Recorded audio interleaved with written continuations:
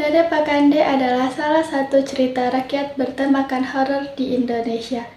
Karena kisahnya yang menyeramkan, legenda ini sering digunakan untuk menakut-nakuti anak di Kabupaten Sopeng, Sulawesi Selatan. Cerita ini merupakan bagian dari budaya Bugis yang telah diwariskan secara turun-menurun.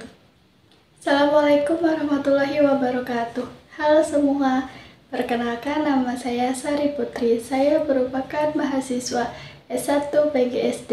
Di sini saya akan membawakan sebuah cerita legenda dari Sulawesi Selatan, yaitu Nenek Pakande. Alkisah, hiduplah seorang wanita lanjut usia bernama Nenek Pakande. Berbeda dengan nenek-nenek pada umumnya, Nenek Pakande dikenal dengan ilmu gaib yang dimilikinya. Kesaktian ini tidak didapatkan secara cuma-cuma, tetapi melalui sebuah syarat yang harus ia penuhi. Demi mempertahankan kesaktiannya, ia harus terus-menerus memakan daging anak kecil. Ia pun menjelajahi desa demi desa untuk memangsa anak-anak kecil dengan daging yang segar dan lezat. Hingga suatu malam, perjalanannya membawa ia ke Kabupaten Sopeng. Ia mendengar suara tangisan bayi saling bersahutan dari deretan rumah-rumah panggung tempat penduduk Sopeng bermukim. Tanpa pikir panjang, ia langsung mencari tempat untuk bernaung. Akhirnya, ia menemukan sebuah gua untuk bersembunyi menunggu malam berikutnya. Sebenarnya, kabar tentang Nenek Pakande sudah sampai ke telinga penduduk Sopeng.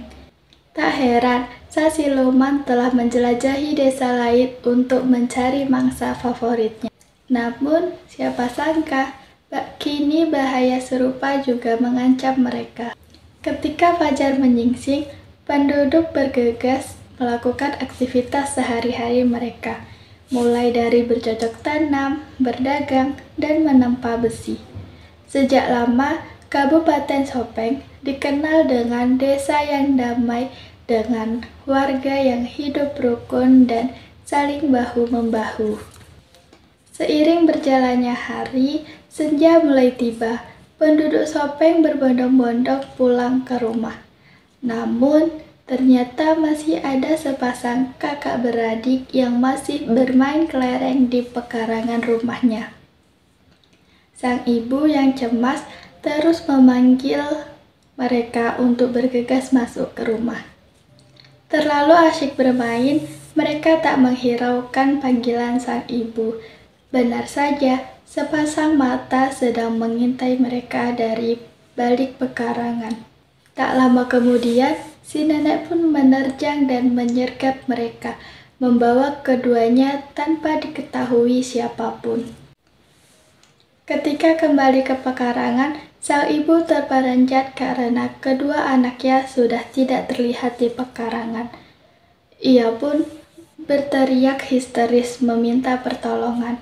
4 orang tetangga menghampiri sang ibu yang sedang menangis kebingungan. Mereka kemudian menawarkan pertolongan untuk mencari kakak beradik tersebut hingga ke pelosok hutan. Pencarian dilakukan sepanjang malam, namun kakak beradik tersebut tak kunjung ditemukan. Keempat pemuda itu melaporkan kejadiannya kepada Kepala Desa Kabupaten Sopeng. Ia memerintahkan untuk mengumpulkan seluruh warga desa lainnya sebelum melanjutkan pencarian di Balai Desa Sopeng. Keesokan harinya, seluruh pemuda Sopeng berkumpul di Balai Desa. Ketika kepala desa sedang memberikan instruksi, terdengarlah suara tangisan perempuan. Ia mendekati kerumunan dengan berbicara terisak-isak. Ternyata bayi perempuannya sudah hilang malam sebelumnya. Kebingungan melanda para penduduk dan kepala desa. Kenapa peristiwa ini terjadi berturut-turut dan tanpa alasan? Apa benar Nenek Pakande sudah datang ke Kabupaten Sopeng? Tiba-tiba terdengar suara lantang dari kejauhan.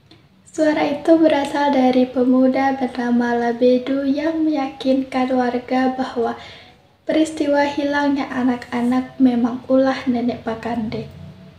Kepala desa pun bertanya kepada Labedu, langkah apa yang perlu dilakukan untuk membawa anak-anak kembali kepada ibunya. Labedu menjelaskan bahwa hampir mustahil bagi manusia biasa melawan Nenek Pakande. Sang siluman hanya takut kepada sosok bernama Raja Bangkung Pitu Reparawoale. Ia adalah raksasa baik hati dengan tubuh yang sangat besar. Sama seperti Nenek Pakande, ia juga gemar menyantap manusia. Namun, manusia yang dimakan oleh Raja Bangkung Pitu Reparawoale hanyalah mereka yang bengis dan gemar berbuat jahat. Sayangnya, keberadaan raksasa tersebut sudah lama tidak diketahui. Untungnya, Labedu adalah pemuda yang cerdik dan pemberani. Ia mengusulkan sebuah siasat untuk menjebak Nenek Pakande. Ia meminta penduduk Sopeng untuk menyiapkan beberapa hal.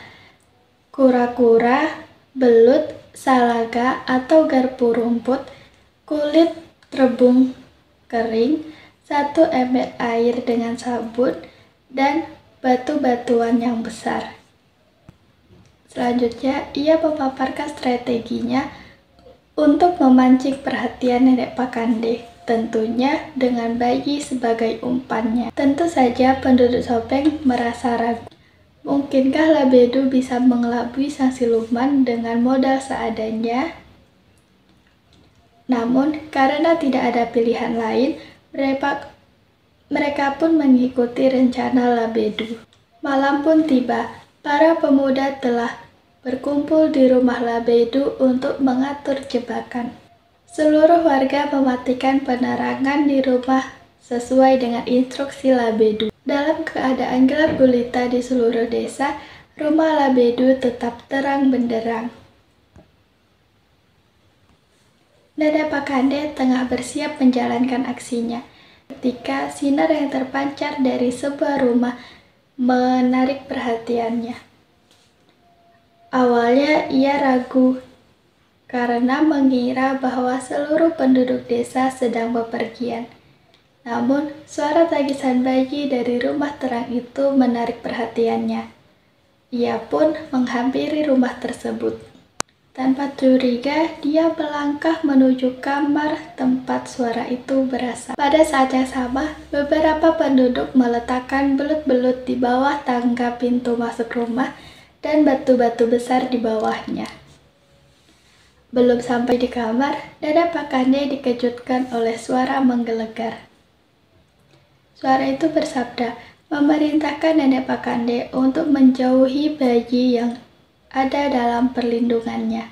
Nenek Pakande tidak terima diperlakukan seperti itu dan balik menantang suara itu. Namun, suara itu kembali terdengar dan mengungkapkan identitasnya. Ia adalah Raja Bangkung Pitu Reparawoale, sosok yang ditakuti oleh Nenek Pakande. Sesaat kemudian, Nenek Pakande melihat bayangan besar yang menyerupai raksasa di dinding rumah, yang disertai gemuruh suara. Mundur ke arah anak tangga sambil melihat bayangan raksasa dan suara tersebut. Tak lama setelahnya, ia tergelincir oleh belut yang tersebar di bawah tangga dan menghantam batu besar. Nenek Pakande pun meninggal karena hantaman yang keras di kepalanya. Terima kasih sudah menyaksikan cerita legenda Nenek Pakande dari Sulawesi Selatan. Assalamualaikum warahmatullahi wabarakatuh.